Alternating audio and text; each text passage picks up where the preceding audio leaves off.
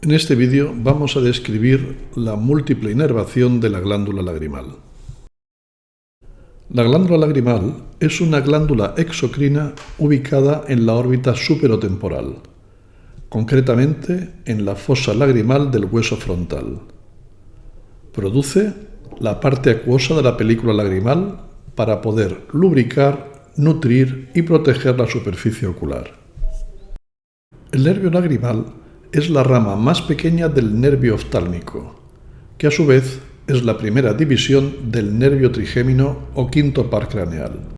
Es un nervio sensorial que proporciona inervación sensitiva aferente al arco reflejo lagrimal, desencadenando la producción de lágrimas en respuesta a cualquier irritación de la superficie ocular. El nervio maxilar, o segunda rama del quinto par craneal, es la rama intermedia del nervio trigémino. Surge del ganglio trigémino, sale del cráneo por el agujero redondo, atraviesa la fosa pterigopalatina y termina en la cara como nervio infraorbitario.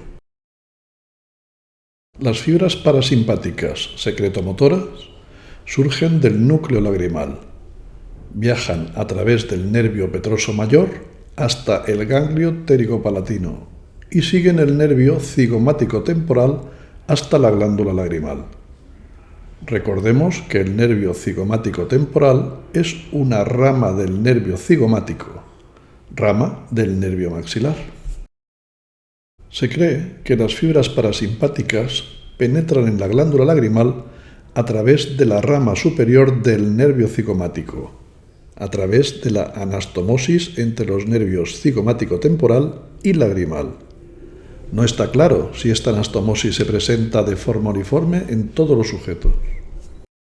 Aquí vemos cómo las fibras parasimpáticas secretomotoras llegan a la glándula lagrimal directamente desde el nervio cigomático temporal. Estas fibras, originadas en el ganglio pterigopalatino, controlan la producción de lágrimas.